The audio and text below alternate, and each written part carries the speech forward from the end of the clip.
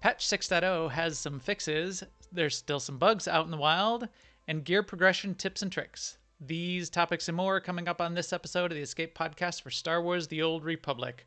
Our broadcast astromech today is EPC 315. And playing alongside me right there is Seema. Hi, Seema. How's it going? Hey, Max. I have been spending all the credits this past, well, not all the credits, but yes. But first, let me say I've gotten 3 characters to 75, which I think I only played through the Osa story, 1 character on the imp side and 1 character on the pub side, and I've already played through it 3 times. And we're like on day 2. Well, week 2. But yes, I've been spending money on getting my crew skills to that 700 mark, so that's 500k each. Interesting. And I Oh, right. decided, Right. I don't know why now, but I decided I need more characters, no more companions to influence 50. So I've been like Yeah. I spent all my refined isotope stabilizers to make dark projects, and then I went to the fleet and bought, so that's 3 dark projects and 4.25 or 4.5 million credits for each of that. I ran out of dark projects, so I can't do any more for a while. Yeah, so that's that's like a lot of outflow. So I have to actually make something now and sell it because of that. And I have been selling a few things, a few augments and a few augment kits. At least is paying for, I think, the white materials that I've been buying by the truckload also. Yeah. So yes, lots of outflow of the credits this week, but also lots of leveling. And I also have like something like 5 characters to conquest, and we're on like day 2 of conquest. So Nice. even though we have to go to 50,000, it feels kind of similar in that it depends on what week it is, obviously, for the conquest, like what the activities are. But I feel like I've been doing mostly what I would do anyway. Like some of them are characters that I don't play all the time, but it's the character I was leveling, so it made it to conquest targets. So it's cool. I enjoyed the story, both stories, and today I took my um, Imperial Sork because I didn't do the Saboteur story on it at all. So I said, okay, I'm going to try the Saboteur story. So I went on my Sork, and she hadn't done the Osa story yet, so I started back there. So that's what I did today is I took her through the Osa story, and now I have one that's ready to start Onderon as a Saboteur, and I get to see that. So that's cool. All the the Saboteur story though sounded. I mean, it felt bad because like I'm trotting around Osis with Major Henri, trying to demoralize her and you know keep her from being successful, and it's that feels bad because she's such a Oh, great character. yeah. Okay. I need to. I need. We'll have to go through it at some point when we do our story breakdown. Probably. Maybe next week. We'll see. But I don't. I haven't done the saboteur. I haven't focused on it. I don't even know if I. Maybe I tried it on a character, but I'll need. I'll need the breakdown. I'll need the rundown of what the saboteur on each side, what the differences were, and what they felt like, and that kind of thing. So definitely take Oh yeah, and notes. Zen's pointing out I should get the crafting materials, the fluxes and etc. from missions. It's so much cheaper, and you're absolutely right. It's more of a patience thing. I wanted them at that moment. Yeah. It was like once the floodgates open, I'm just out there spending. So anyway, yeah. So I don't know that I don't know. That was rough doing the saboteur. It's like it's bad when you're for me when you're making the dark side choices. I have a hard time with that. But this is like that doubled. Yeah. Anyway, um, so yeah. How about you, Max? How has your week gone? I agree with the credits thing. I'm thinking, and I did try to make some credits. I think because I think I spent probably close to 50 million credits in the past week Mm-hmm. since launch, and same thing for whatever reason I decided I needed a couple more level 50 influence companions. Well, here's my commando. My commando did not have an influence 50 companion. It just had Shea Vizsla was at 28 for whatever reason. So I decided I needed a 50 influence companion for my commando. And I also almost made my commando a I was at the appearance change terminal and almost made my commando into a Nautilon. And I've got a design all picked out because he's a Cathar and I'm so on it being his Cathar look. But you have to pay cartel coins for the appearance change unless I'm not remembering that there's some token you can buy that somebody might have put up on the auction house. Regardless, I didn't do that. I did pay a couple cartel coins to no, I got this off of the GTN actually. Another one of the cybernetic armor sets. I've got a nice collection of all of my favorite cybernetic armor sets now. So I turned my commando into a robot. That was my solution. I was tired of him being a Cathar, so now he's this cool robot armor that I really like. And now I like him a little bit better. He's still a little It's big, funny still how a you little make changes large. like that and it makes such a difference. Yeah.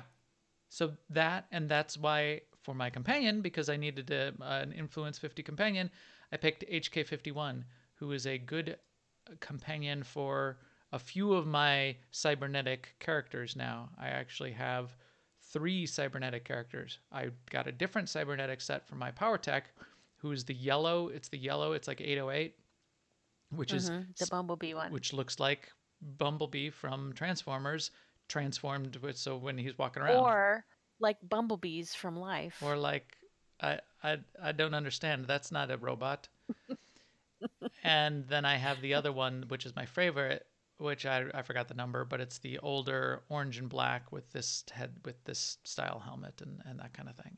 And that one I think I have on my Marauder right now.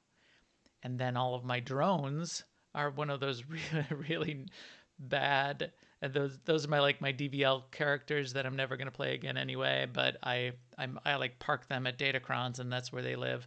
They have a cybernetic set, but there's one of those. It's one of those ones where you still see like their skin half out, and they look. It looks like a combination of gonk droid parts and skin and Oh yeah, oh body my parts. god. They look really bad. They look really terrible. So, uh, but tons of credits outflowing. Remember, every time you buy something with tech fragments or you're buying an armor piece off of Kaizyken, it's 1,000,000 credits for each of those things. I did spend quite a bit. No, I bought two things off of Kaizyken. I bought a few things off of Kaizyken and I bought a few things off of the tech fragments vendor, the other tech fragments vendor, and I bought a Yeah, buying I did too. buying spree. So I'm gonna need to make some credits pretty soon. I'll be switching back to that. I have geared up quite a bit of crafting and have been focusing on that, at least getting it up to the level where I can start making the things that I'm going to be disassembling so I can make the better things, like stems. I now have the purple versatile stem recipe. It does take about 3.3 million credits worth of materials. I created a spreadsheet to do the math and checked the current prices on all of the materials. So the most You said the expensive, purple one, not the reusable one. right, not the reusable one. The reusable ones are up for sale on the GTN, so somebody's making them already. But I think it's like a Yeah, 5% reverse engineer. Medulla has the one for accuracy. I think it took him, well, I mean, way more money than I've spent. He spent doing that. Right, it's about Way more. Like not even in the same ballpark more. right. He was buying materials. I don't when I'm doing that for the reverse engineering and gearing up, I don't buy materials. You will get it quite a bit faster, of course, if you do that. I'll just I go think out and he gather materials. I think he said he had reverse engineered at one point like 500 times. So Maybe that's a across lot. all of the things that he was trying to get the schematic for. Anyway, It's a five. I think it's 5% likelihood of getting the schematic on one of those. But then there's, and I know he's going after all of the stems, all of the yeah, he got augments, med pack too. all of the med. Accuracy, the accuracy stem and the med pack. I wish he would do the versatility stem next, You but want the I mean reusable it's versatility? well, yeah, let's see. Yeah, I do. I mean, do I? Because what are the mats? Well, never mind. That I probably don't. I probably wouldn't buy them. I don't know. I liked having it before It won't because be that expensive. The expensive part is creating getting the schematic. The materials are expensive, but they take, one-time yeah, purchase. one time purchase, and they use like the legendary material, Mm-hmm. and those are not that expensive because nobody needs a lot of them right now, and everybody's running those missions and everybody's getting them. The Right. most expensive part. Let me see if I have my spreadsheet here for you. The most expensive part of that purple, making the purple stem, is the green materials, because you need 90 of them. And because you need so many, you need 90 of them compared to 30 of the blue and 15 of the purple.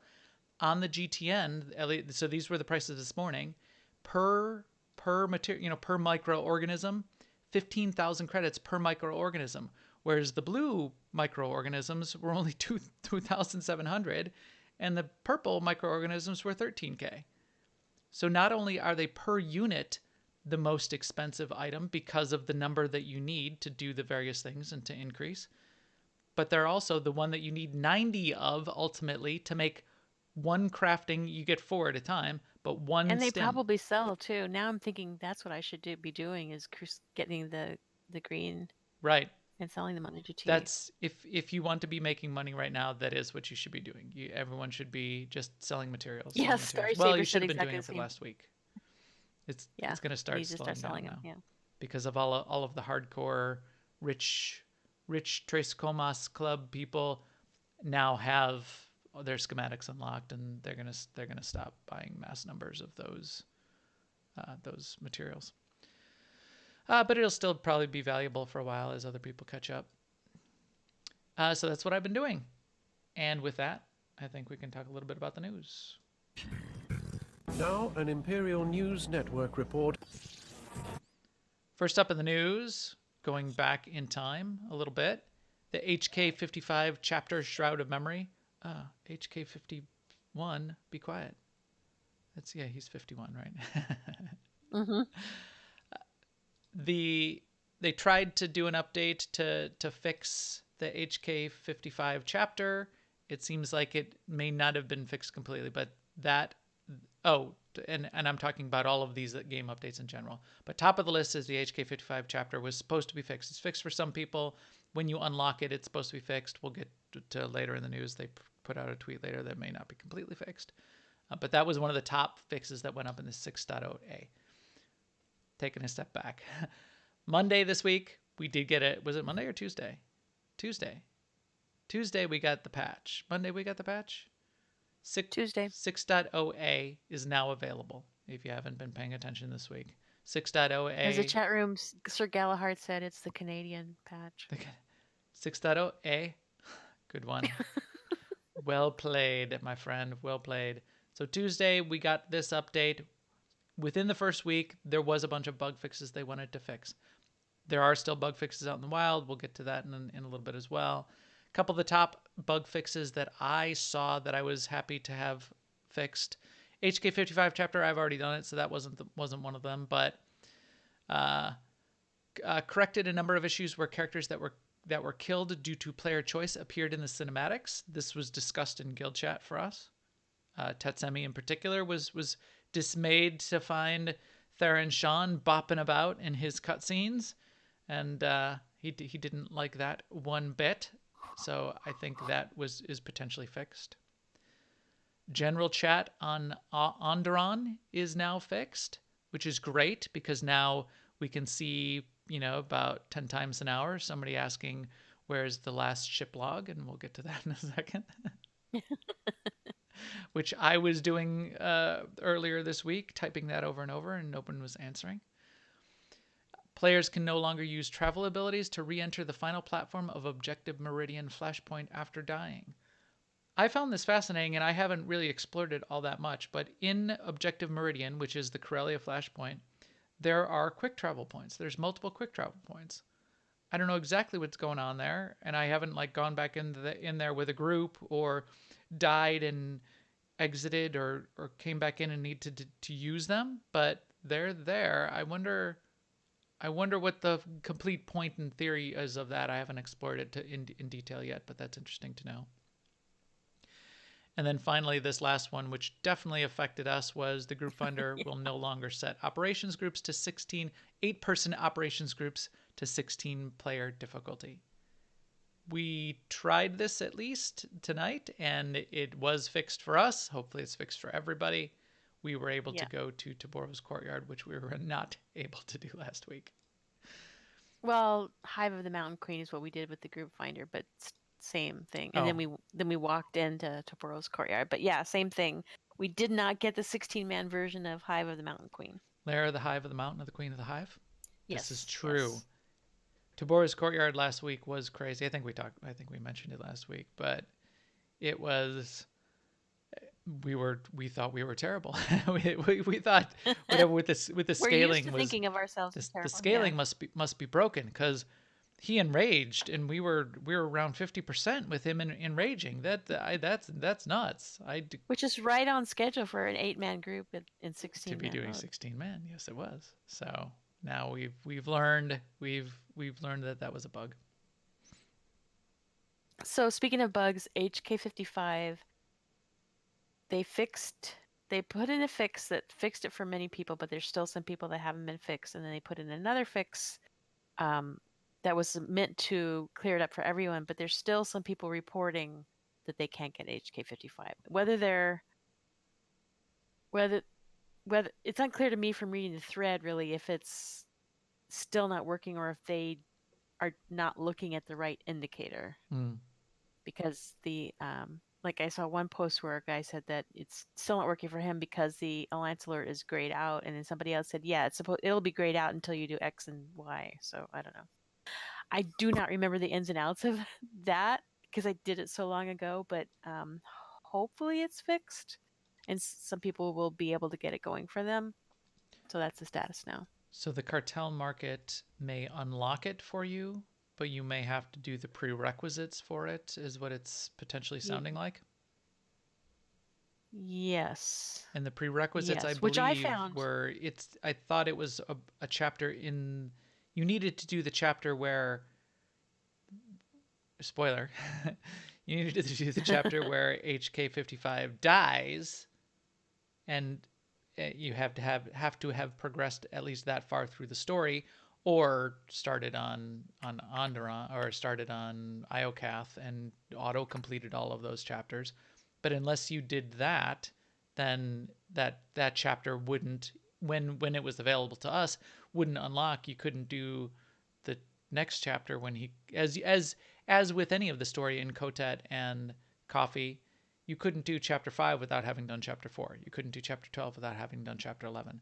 The HK chapter comes at the end, after the story, after the point in the story where HK55 dies, or is partial, or it gets disassembled as much as he does. So yes, is it actually death? Well, we will find out if you haven't done the Shroud of Memory chapter, whether it is or not, apparently. Also, I was being more philosophical than that, but yeah. Also in the news, Onderon Dailies, last ship log is still bugged. I don't know if they tried to fix it and it didn't work, or they didn't. The message, I think, from Eric sounded like they didn't even try to fix it. No, they said we are looking at last ship log still being bugged after 6.0a. I will pass on details as we have them. It is certainly still bugged. The problem is, when you're doing that daily, there are 4 ship's logs that you're supposed to be finding. They appear to you as a spawn, to you as a little communicator on the ground. And you have to find them in order. You go find number 1, and then you go get number 2, and you go get number 3, and you go get number 4. Each of them is supposed to spawn when it's ready for you in that step of the mission. The problem is the number 4, the last one, it spawns just outside the ship, on some, next to some little boxes and crates and the barrel that's half buried in the ground. That's the place where it's supposed to show up. They coded it to whatever way to be one of those long respawn, single spawn kind of objects, and that's not the way it's supposed to work. So I know you're going to chide me for this later on in the show, but I haven't been doing those quests. I've been sort of more focused on just leveling I new will. characters. I will chide you later. So this is making me feel like, yeah, I made the right decision. Because that would drive me insane. That kind of thing drives me insane, where I'm looking for something and I can't find it. I don't know what it looks like, and maybe it didn't spawn, but maybe it did. Oh my gosh. Well, lucky for I'm getting you. upset just thinking about it. What? Lucky for you, I have a spreadsheet for that as well that we will get to, okay. which shows what you should and should not be doing for dailies, and that wasn't on the list of dailies that you should or shouldn't be should be doing. Anyway, last thing in the news, which Zen pointed out to us, a tweet from Lorhin of Lorhin Games. Apparently, there's some good news coming out of EA's last earnings call. They said that the Old Republic is now closing in on $1 billion in lifetime revenue, which I don't know what that means really in terms of revenue, but they did make this comment also. So it's a business that just keeps on going. We like these types of businesses. Some positive news from EA about Star Wars: The Old Republic. So yeah, I like it. that bodes well for continued investment and long-term support of the game. It also shows continued success of the game by plenty of effective measures. This is lifetime revenue, so this is since launch. It could be slowing down in revenue. We don't know if it's slowing down or speeding up. But that last comment by the CFO, it's a business that just keeps on going. We like those types of businesses. The CFO would not make that statement. That's material to the business. It would be against the law, against his fiduciary responsibility, and he would be legally culpable if that was a lie from a financial perspective. Yeah, yeah. The law compels him to tell the truth in this particular case, which is good. So this is good. You know, that's not propaganda when a CFO says that kind of thing in an earnings call, because they can go to jail for that. Max made a note of this. SWTOR is in the Tres Comas Club. Yes, Tres Comas. Star Wars: The Old Republic has joined the Tres Comas Club. Well done, my friends. Well done. In community news, our guild continues to run a bunch of 6.0 events and stuff. We ran some really fun stuff on Saturday. Marcus ran a bunch of the guild through 16-man story mode operations. We started off in Eternity Vault. I think we did. What did we do? I think maybe we only did 2 in the 2 hours that we were running. When I got there, we were in Eternity Vault. I don't know if they managed to do something before that. We did Eternity Vault. Yeah, no, which correct. went pretty smoothly. We did Eternity Vault. Unlike Karaga's Palace. And we did Karaga's Palace. We didn't finish Karaga's Palace just because we were running out of time and everybody was falling asleep.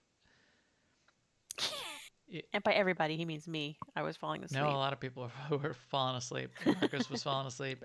That was late for me. That was really late for me, yeah. That was fun, though. And that was the right thing to be doing.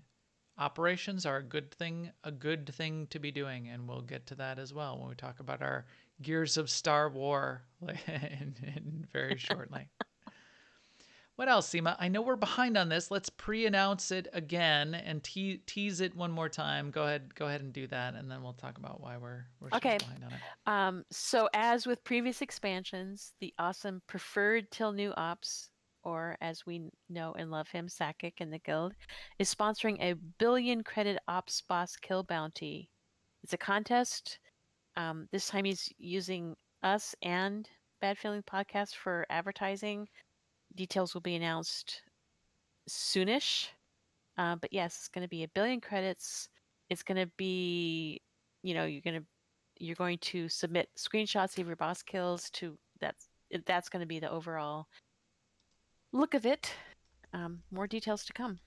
Right. We've been waiting for everyone to get to the point where we can start running Duxon consistently. We've been waiting for everybody to get a little bit of gear, everybody to level up a little bit. It's only the end of the first week plus 2 days. I expect I'm out of town the next week. I'll be back for Thursday for our podcast. Our podcast is on Thursdays now. I'll be back on Thursday for our podcast, but I'm going to be out of town basically for the next week. I expect in 2 weeks is when we'll have the official launch so that we can, again, have a significant margin. Everyone will get a chance then to really Stupid real life. participate.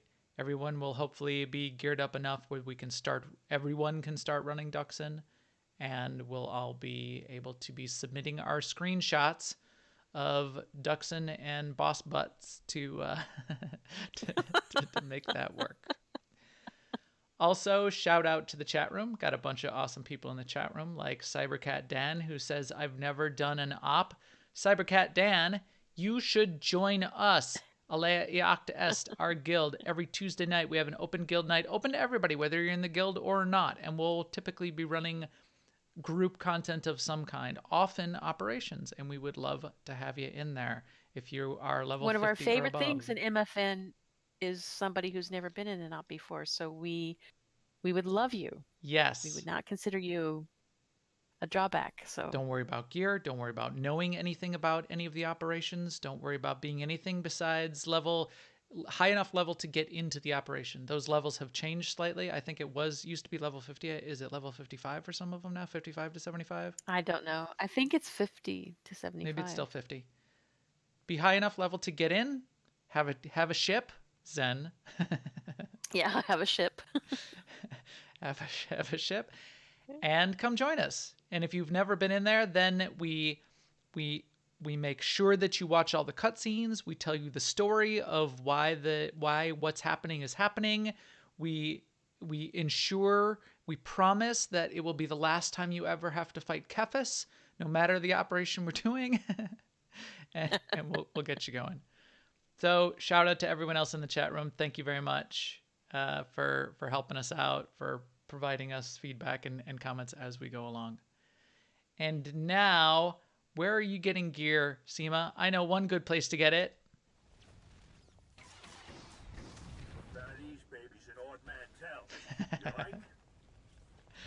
You probably could. You probably could get gear at Ord Mantell. Tonight, we're going to talk about gear. But we're going to talk about the vertical progression. We're going to talk about how you should be working now towards getting to 306. We will not be talking about the horizontal progression. So the difference there, just for clarification, the vertical progression is how you get from 268 to 306. And the horizontal progression is optimization of your gear once you hit 306 and getting all of the sets and tacticals and new sets that are going to be coming out later in the expansion and all of that. That will continue on, and that will be the long journey. The shorter journey will be getting to 306. That's where we're going to focus on. There are some good resources out there. There are some good resources that are going to go beyond just sort of the top tips and tricks that we talk about, say, for the next 20 minutes. One of my favorite ones, and of course, it's no surprise, SWTOR has done some amazing work. She's got a 6-minute video that summarizes the points. And then there's a blog post. Let me see. I think I've got her blog post here. I don't know how she was even able to do a 6-minute summary of this blog post. This 2 pages right here is the table of contents alone. I'm scrolling down basically two browser windows is just the table of contents. She goes through quite a bit. Now, this goes way beyond what we'll be focusing on now, and I think she's going to have more videos later. She also focuses in a slightly different way. I'm going to not necessarily disagree, but my focus is slightly different, and what Seema and I will be talking about tonight is slightly different focus. And I think maybe we could trade tips and tricks with SWTOR a little bit.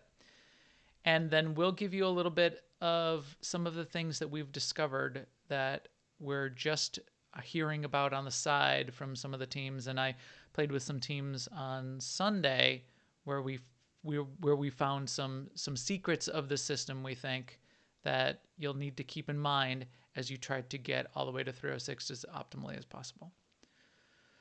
So let's start out. Now, Seema, first I'll ask you what you've been doing, and then I will get to the chiding. Okay, so I have been doing, like I said last week, I have been doing, I continue to do treasure hunting, the missions that give you the lockbox. And then what I do is I put them in the legacy storage, and then I open them on my highest geared character. Now there's some discussion about whether or not it matters who you open them on, but for me this has been working pretty well. And then as soon as I get a character to 75, I go to my legacy storage and I just shop all the gear that's in there. And it's slowly getting higher level. Like I used to be able to gear them out in like 270, 270, or 272. Now they can pretty much pick out an outfit in 278. So, and my characters that I play a lot have many 280 pieces.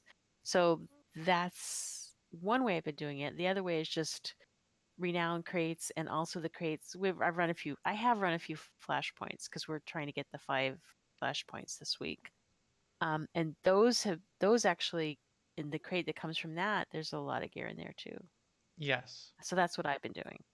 And I just want to say, I am so glad that I took the time before the X Pack dropped to clean out my inventory, because I would be moaning and groaning right now. There's so much gear to look at and store and put somewhere and decide whether or not you're going to deconstruct it.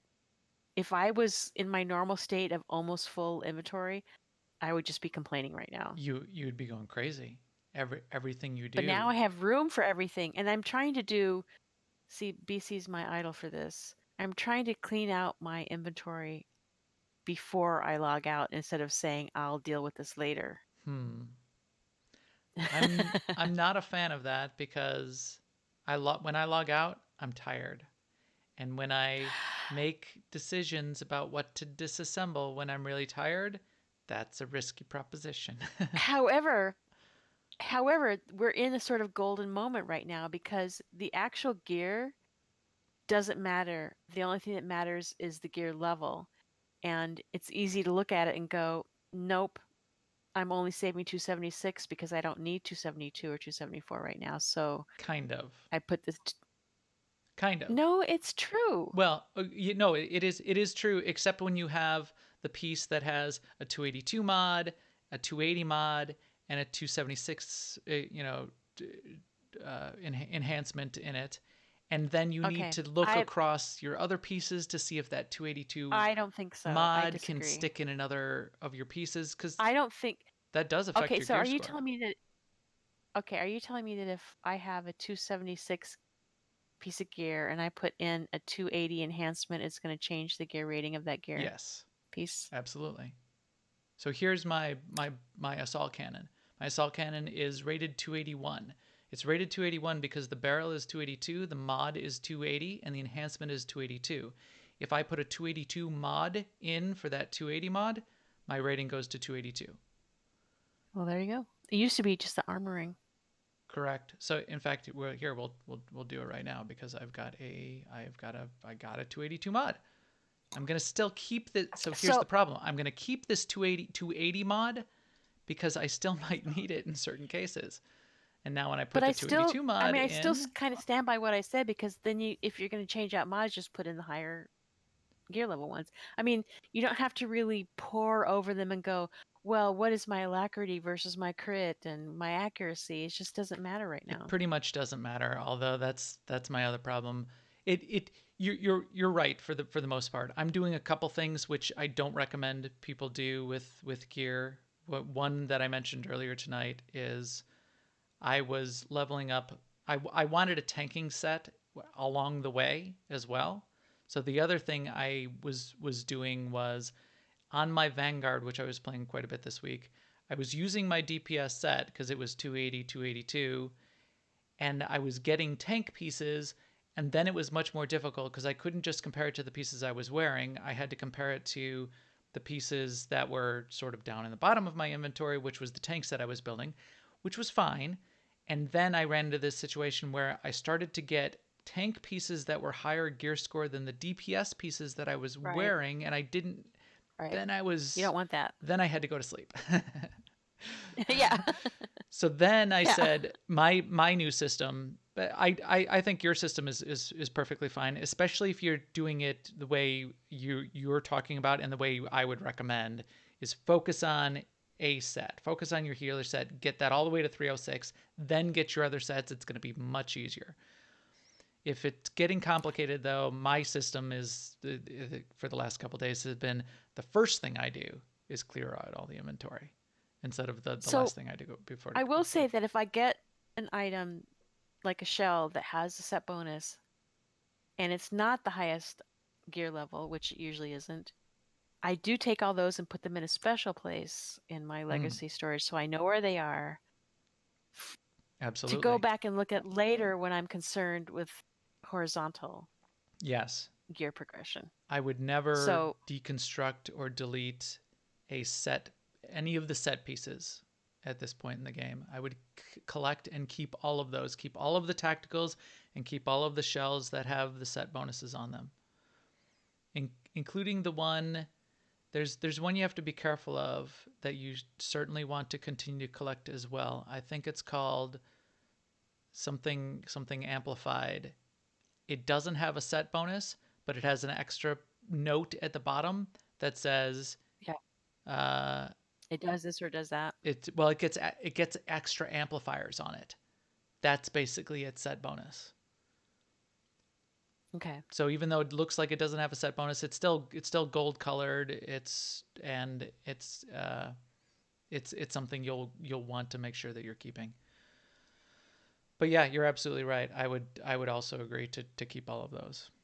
So let's back it up a little bit. Make sure everybody's clear on this. The way the gearing system works is the drops that you're getting, wherever you're getting those drops, and we'll talk about the best places to get the drops. But the drops that you're getting are based on your item rating. So if you open up your character sheet and it says item rating up in the upper left, your item rating is going to be 268 or 272 or 280. The gear that you'll be Or you can getting. just mouse over your character portrait and look at the tooltip of your character. That's excellent. Yeah, their item rating 282 in the tooltip. Or you could mouse over every piece of gear and average them in your head right after you read them out, like this. My chest piece is 280. It's got a 282 armoring in it, but it's got a 280 mod and a 280 enhancement. I will continue to read all of my amplifiers now. No, I won't. Yes. Item rating is what you want to be increasing. You want to be increasing it at the expense of or regardless of the set bonuses, regardless of the amplifiers. Don't worry about the stat mix. In fact, I especially when I was going to be opening things, I was equipping a tank relic because here I've got a tank relic on my DPS commando because the tank relic is 284. Equip the highest item rating pieces, your item rating will go up, and then the gear that drops is something around, and it depends on the content you run, 1, 2, 4, maybe up to 3 or 4 levels higher than your current item rating, or 4, 5, 6, 7 levels below.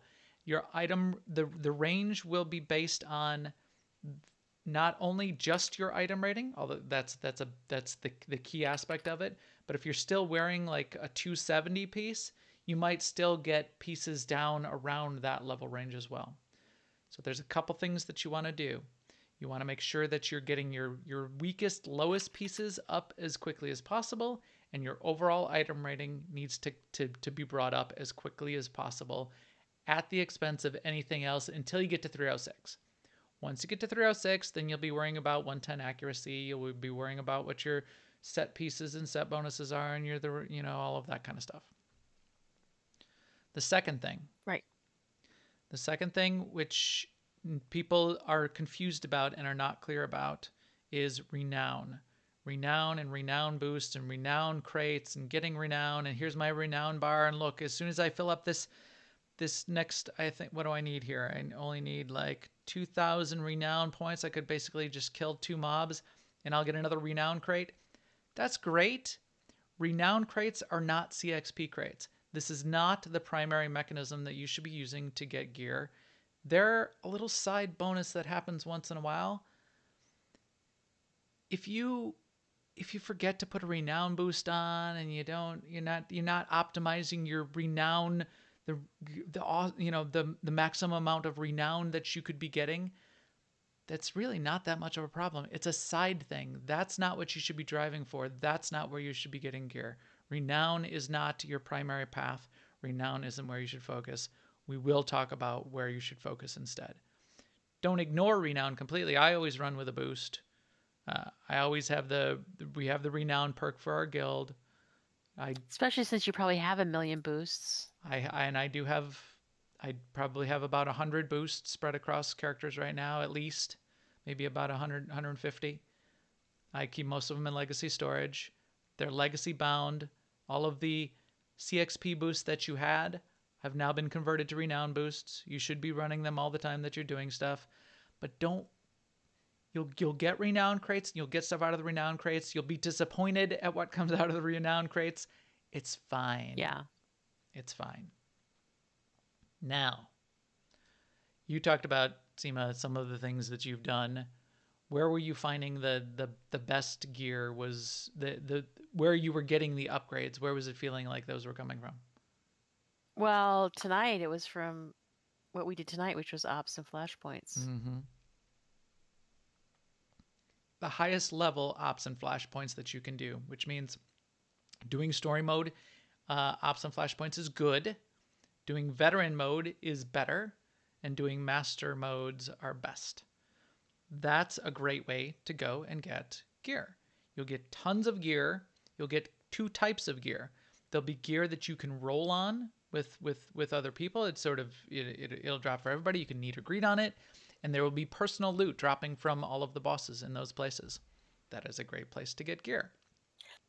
But yeah, I've pretty much maxed out what I can get from treasure hunting. And you're right, renown crates are basically just for getting gear so that you can deconstruct it. Mm-hmm. Right. You will get an upgrade once in a while. You will get something interesting once in a while. You have a chance of getting set pieces and tacticals out of renown crates, but it's really, really low. You have a much higher chance. In fact, if you look at the original notes that they put for the 6.0 expansion, for each of the cool pieces that you'd want, like the tactical and the set pieces, they'll tell you where the most optimal place is to go after it. Some of the tacticals drop off of certain drop most often have a higher chance of dropping off of ops bosses, and often it's the last boss in the operation is what it seems to me. That's where we see more tacticals dropping. They'll tell you for each of the pieces, though, where the optimal place is to keep an eye out for it to drop, or to go if you're trying to go after it, where to get it. Other places, and this is some of the chiding. You said you weren't running any of the dailies. I haven't gotten to that yet. Onderon and Mekshah. Onderon has a weekly, and it has a meta daily to do 6 dailies, and then it has a bunch of the dailies. I've done a bunch of work on my own to figure out which of the dailies on Onderon are the fastest to run, because the 6 daily rewards a box that's equivalent to a better version of a renown crate, and you get gear out of it. The weekly rewards the highest tier of box that's possible and has a high chance of awarding set pieces and tacticals. So those boxes you certainly want to be getting, and you want to do that every week. The other one is the 2 heroic 2s on Mekshah. Each of those rewards a gear crate. Again, that's better than a renown crate. Renown is on the side. So that's a great place. Definitely do those heroic 2s. You need to finish the Mech Shah story and the Onderon story before you can start doing the heroics there. So my commando Can you here. solo the heroic twos, or do you really need to have two people? I solo the heroic 2s. They are they're a challenge though, and I think in a healer spec, trying to have your companion DPS the It mobs down, it it doesn't could work. potentially be a challenge. It Right. doesn't work. I think I don't know if anybody else tries to do stuff in their healer spec, but lately what I've just been doing is I put my companion on healing also. It takes forever to kill stuff, but we don't die. And the companion doesn't die. Yeah. Yes, her heroic moment is a good thing. Heroic moment's a good Zen, thing. Zen is reminding us to use heroic moment. 50 influence companions a good thing. CCs are a good Yes. thing. Yep. All of that. But you will end up like the end of the heroic 2 I just did on Mech Shah on the Republic side was to kill the Brotherhood ringleader. The Brotherhood are the slavers that run Mech Shah, and they're an interesting bunch because I kind of like the story behind them. Although they're abhorrent, and I punch them in the face every time I see them. They Slavery to them is almost it's a religion. It's them providing they're them providing value to the valueless. You're bored, you got nothing to do, you have no value in your life. It's a Labor cult. provides value. It's a cult. It's a cult, and they're sort of bought into it, and they're not in it just for the money, or not in it for the money. There's a daily that it's spread around Mech Shah. It's a data pad that you can get. I don't do it. I ignore it. You only get like renown and credits for it. You don't get anything that great anyway. That data pad is basically, if you do it, you'll notice it's like a 3-stage little daily, and they make you like pick up garbage and like dig dirt piles. They're training you to be a slave. That's what the daily is. Each time you do a thing, they like describe why there's more value in labor. That's what that data pad is. It's propaganda for Brotherhood to turn you into a slave and prepare you for life as a slave. And that's it's kind of interesting because I was gonna do that quest, and I couldn't tell right away what I was supposed to do, so I googled it, like value of labor. There's a lot of philosophy out there that's called value of labor. Well, there you go. And Maybe that's real life stuff. So yeah, it's source there. I mean, there's a lot of talk in the global sphere right now about socialism and communism, and from each according to his ability, to each according to his means, and the value of labor is wrapped up very tightly in a lot of that kind of concept and philosophy. Yeah. So there's probably things they're drawing on as that. Remind me to remind me about the JoJo reference if we have time at the end that I found, and I tweeted out. Okay. That I found. Yeah, in the I game. saw your tweet, but I didn't get it. Get so it. yes, Another I would reference. love to get an I won't say master. Well, I figured it was a reference. A reference fan. I figured it was a reference because you actually said JoJo, so that to me says reference. Right. I tried to make it clear that I was making a reference. Okay. So we talked about the group content, flashpoints, and operations. If you can do master mode flashpoints, that's what you should be doing. We talked about those weeklies, trying to do the weekly on Onderon and the weekly on the heroic 2s on Mech Shah. PvP, especially the daily and the weekly, those are good also. You're getting good crates for doing that. GSF, unfortunately, not. GSF does not award gear crates for their dailies and weeklies. What GSF does reward, which I found slightly interesting and fascinating, is the processed isotope stabilizers. You get 10 for doing the GSF daily, and you get a stack of 50 for doing the GSF weekly. Processed isotope stabilizers are important to crafters. It might be something I go after I've got most of my vertical progression done, to get a bunch of those processed isotope stabilizers. Or you could sell them now. Get them and sell them. On the theory that the price will go down over time, so that you can sell them now and buy them later when you have more credits and they're worth less credit, fewer credits. Sell high, buy low. SEMA is your who's the Jim Cramer, SEMA Kramer will tell you the stock market, the market strategies. It's like sell high, then time, then buy what you want to use. It's a little bit different from buy low, sell high.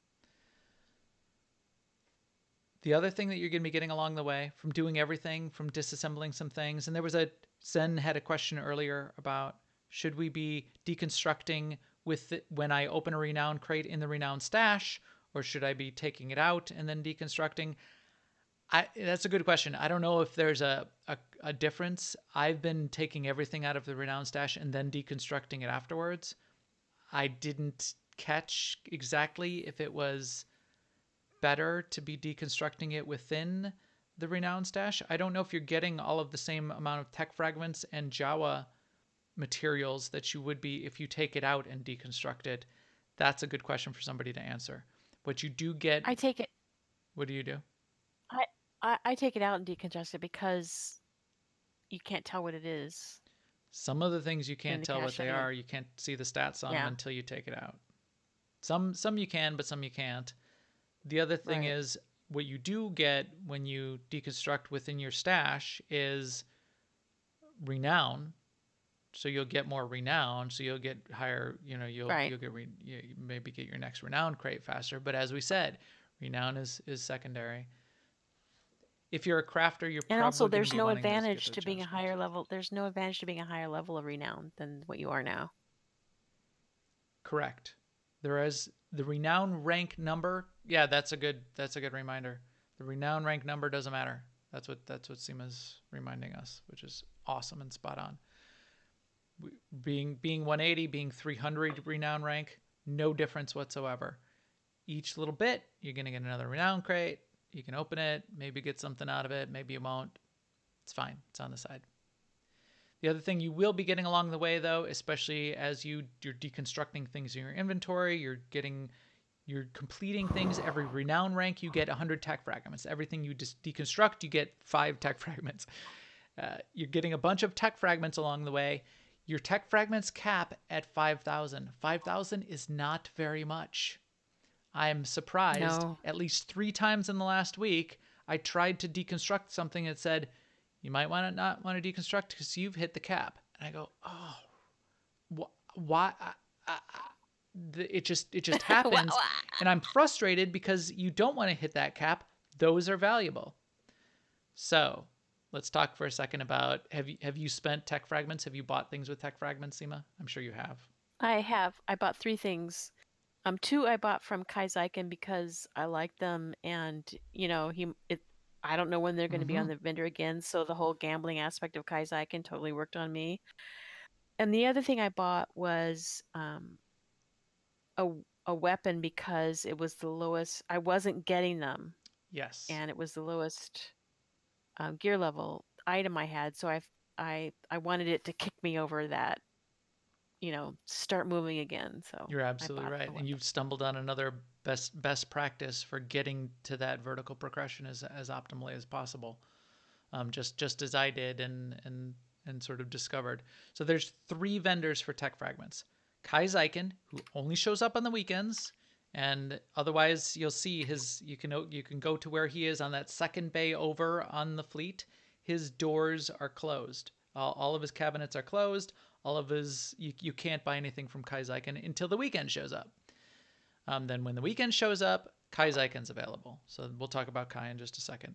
The second one is each of the 4 vendors for class segment, for class fragment vendors.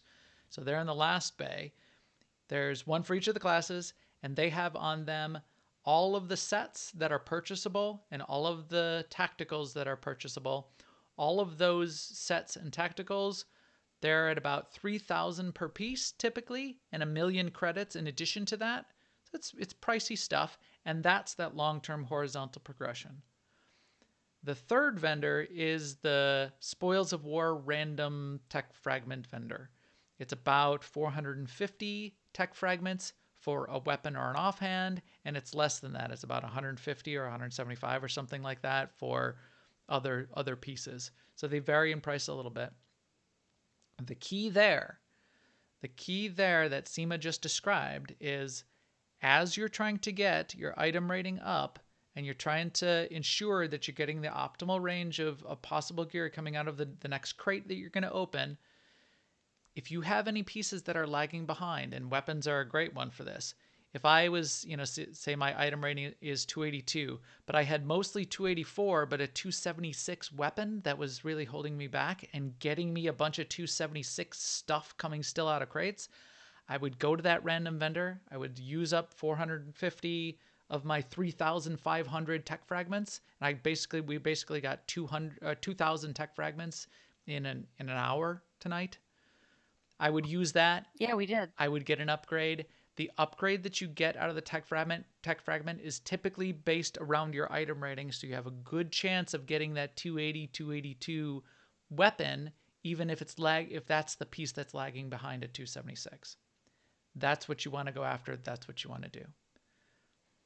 And then we'll talk about one more factor of why you need to really be careful about where you're at with this item rating in a second. So let's go back. Let's stay on the vendors for just a second. I have bought stuff off of the Spoils of War, the class vendor. I bought a couple tacticals. I bought a tactical. I think I maybe bought one or two things because I kept bumping up against that limit. So I got frustrated and I said fine. And I just spent the 3,000, so I was back down to 2,000 out of 5,000, and it gave me some breathing room on the tech fragments. You're gonna want that stuff eventually. That's the cool horizontal progression. Find a couple sets, find a couple tacticals.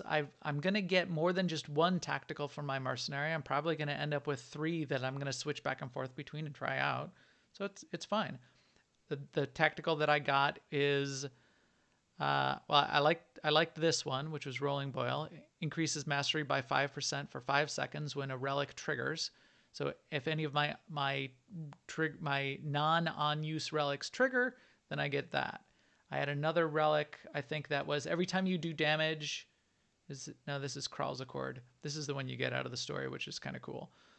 There was another one that was just pretty generic for any kind of DPS and the Mercenary or Commando, for any of the specs. Every time you did damage, it gave you a buff that did a little bit more damage, and it stacked. I'm in between switching between Arsenal and Innovative Ordnance, but I'm not yet switched to Innovative Ordnance, so I didn't want to get an IO specific tactical, so I went and got that one. Great. Kai Zyken. If those tech fragment pieces on the tech fragment vendor cost 3,000 tech fragments and 1,000,000 credits, Kai Zyken will have them basically for half price of the tech fragments. That's what it seems like in general. He'll have a different inventory every week. So that's why Seema, when you were saying, and I took a look and there was a couple things that seemed attractive.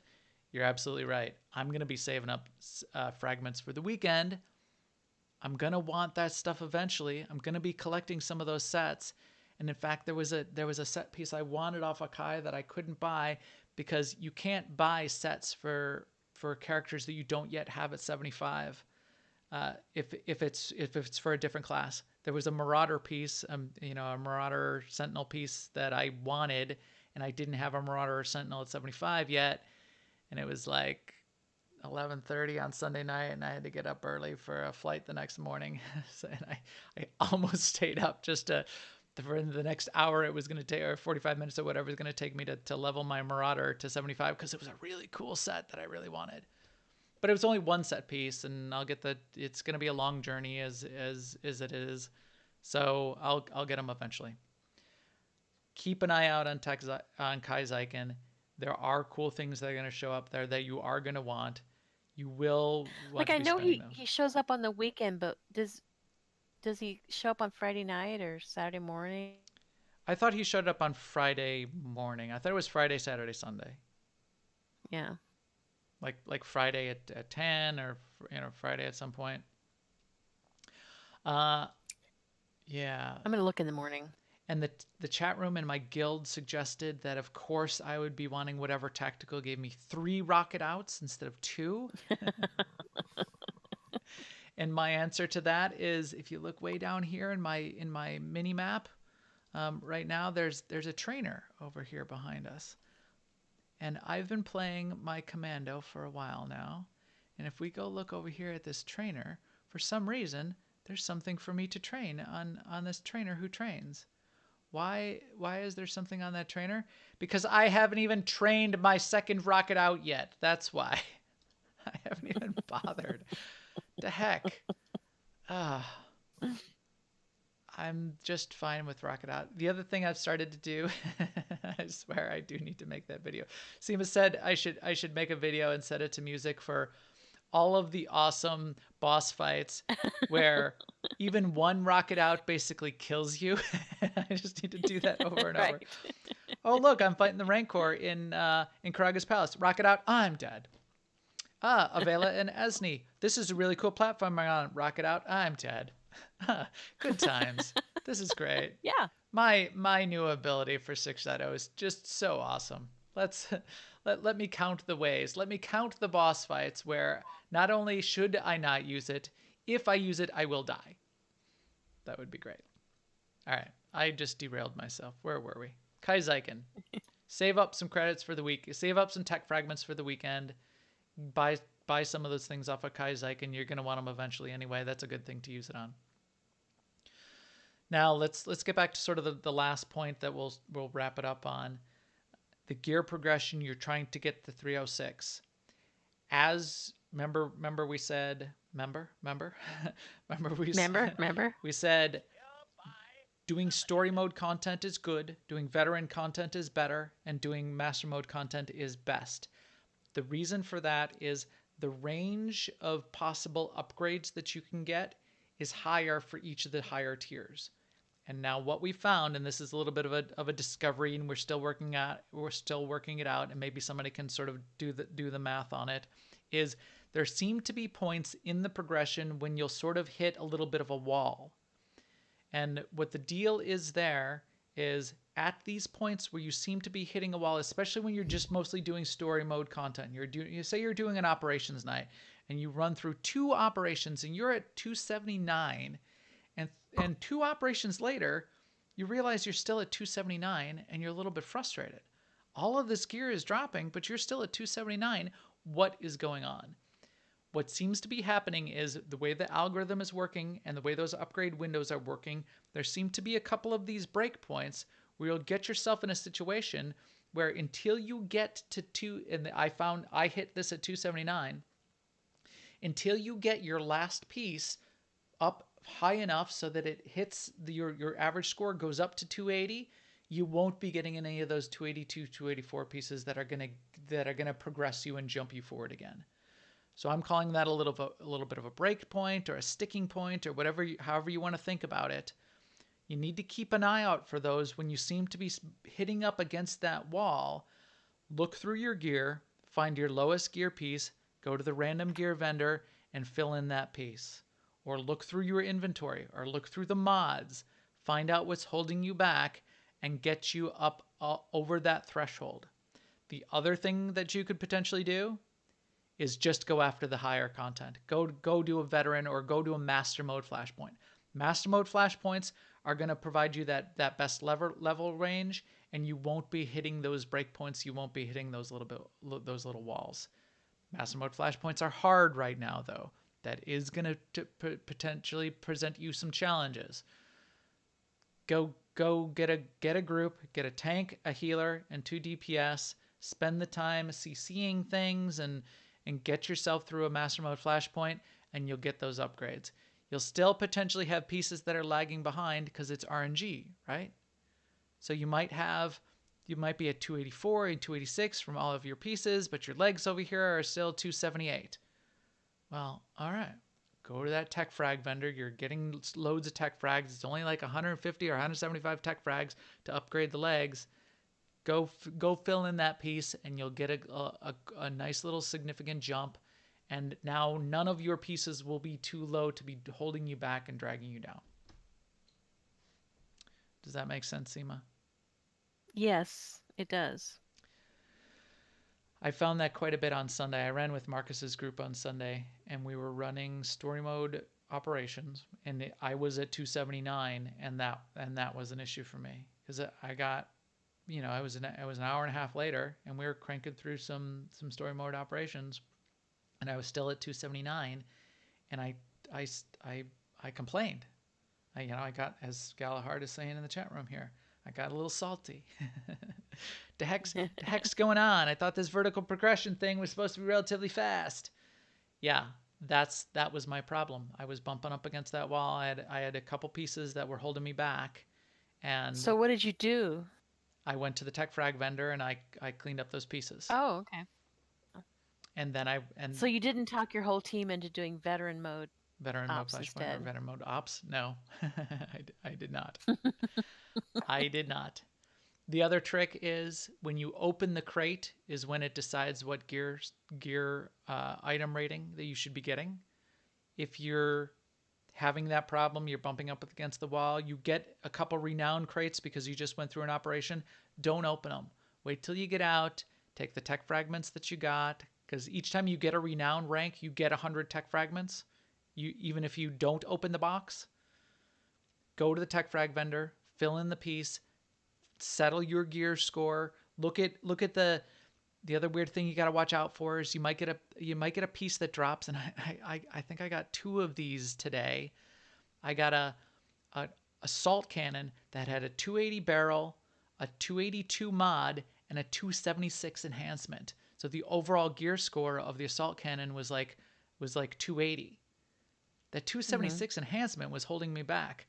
I looked in my inventory. I looked in some of the other pieces. There was a piece I didn't really need, but it had a 282 enhancement in it. Yank that 282 enhancement out. Replace that stupid 276 green enhancement that came in the piece of gear. And now I've got a 282 assault cannon. So watch out for that as well. I fix that up. I make sure everything looks good, and then I open my fancy crate from my Onderon Weekly. Then I open up my renown crates. Then I open up my Gotcha. Mech Shaw +2 crates. I wait to open them until I fill in those pieces. Cybercat Dan, yes, I didn't like the mods. I That's was cool. mad about my cannon, my assault cannon. So yes, it was a salt cannon at that point because I was all salty about it. Well done. All right. So now, Seema, now that you've been properly chided, what are you gonna do from here on to work on your vertical progression? Well, I'm going to comment that Yes. it's kind of funny because at this point, like a couple of years ago, I was the one who was doing dailies, and you're the one who couldn't be bothered. Yes, you are And now correct. you're telling me to do dailies, and Dailies are I just awesome. don't I want love to. dailies. Maybe on the weekend I will do a daily. I don't know. I will put this somewhere. This is my spreadsheet. And what I did here is I ran every single Onderon daily and the Mechshaw Heroic 2s, and I ran them on both Republic and Imperial. And I ran them each individually. I went back to the terminal. I started a stopwatch. So this is mostly on my first time through. So this isn't even optimal on the timings. But I ran each of them through. I timed how long it took. Basically, I took a duration, number of minutes. I made some notes. I made some notes if there was any bonus. I made some notes about roughly what I had to do. I made some notes about the rewards, which are weird. They won't be the same for everybody. You might have an amplifier that gives you like 0.05% slightly more mission rewards. So these numbers are going to be way off based on what boosts and amplifiers you have. But I did all of that so that I could say if I was going to run that daily 6 daily on Onderon, I could say show me the optimal for Imperial or both, and give me the 6 that I've tagged that says these are the 6 I should pick up that will be the easiest and quickest to go run all at once and get my 6 done. So I will give you this, Seema. How is that? Thank you. That will be very helpful. There you go. And maybe I'll put this somewhere for everybody else to be able to get it as well. I will probably put it on newoverlords.com. You can keep an eye on it. There's like a resources tab up there. Once I get to it, That would be a good spot for it. I will Then I would always know where to find I it. will put it there for everyone to have. And if I don't get it up there soon enough, I'll at least put the name of the 6 dailies for each of the Republic and Imperial in our Discord right away. I mean, I am way more likely to go do, I don't know why, but I'm way more likely to go do a heroic on Voss and heroic on McKeb because those are conquest targets this week. Which is and I, and I and beyond that, I do the Voss one on my on my scoundrel because it's quicker, and I you'll do get the renown. McKeb one on my trooper because it's quicker. You get renown reward. I mean, you get renown for that. You won't get the gear crate. You'll get renown though. You will get, and I didn't put this in the notes, but it just reminded me. Getting your weekly personal conquest, that gets you a crate also. It's huge. Yeah, it does. It's big. It's one of the top tier crates. It's a good thing to do. Get your 50,000 conquest points on whatever characters you can. That's another one of those crates that you certainly want to get. However you can do it, however you need to do it. Doing it by doing your Onderon dailies and getting Onderon Rampage for your conquest points wouldn't be a bad thing either, though. Seema, just sort of saying. Dailies are awesome. I should. I love dailies. I should. I don't want to though, so we'll see. I don't know. They're not bad. I think it's almost the Onderon dailies are not bad. Ever since IOCAF, I just haven't wanted to do the current dailies. I don't mind going back and doing CZ-198 or Black Hole. The Onderon dailies are not like the IOCAth ones. They are not. Maybe I just prefer to live in the past. Maybe. The heroic 2s on Mechsha, they are kind of hard. Well, I think what I've learned in the last couple of days is just no matter what, put your companion on healing spec. Doesn't matter what your spec is. On Onderon dailies, you could put them on DPS spec. On everything else, yeah, you're right. You need to put them on healing spec. Especially those the heroics on. I mean, Mechsha. even doing the story. I usually I've always sort of kept my companions. When I did the story mode version of the Flashpoint, I had way easier time when my companion was on healing than when my companion was on DPS. Plus, way easier. Remember in 6.0, like the healing companions mindlessly easier. AI got updated and they're better at it now too. So that's good. Yeah. All right. I mean, they got nerfed, but their AI is better. You'll have to show up in the pre-show if you want to, or read Twitter if you want, or the post-show or Twitter if you want to find out my reference that I discovered. I will show that shortly. Because we are out of time, and I wanted to say that it is now time to kick EPC, our Astromech 315 out the door to broadcast this podcast to all of you. Thanks everybody for joining us. Thanks for the huge number of people that rated and joined in the chat room in the second half of the show. That's pretty cool. Please keep up with us on Twitter at Max the Gray and at AIESEMA. And if you know any cool people that should be playing the game with us, because that's why we do this podcast, they can come find us. They can come find us on Starforge. Our guild website is aie-guild.org, where they can find a link to our guild Discord and come join us in there and ask us questions. We've got a channel in there for the game. We've got a channel in there for the podcast. And Seema and I also play all of the other games, so if you have any questions about anything else going on in any of our other divisions, we can certainly answer that as well. Find our podcast on YouTube, on twitch.tv/newoverlords, and at newoverlords.com. And with that, we will talk to you soon. Later, everyone.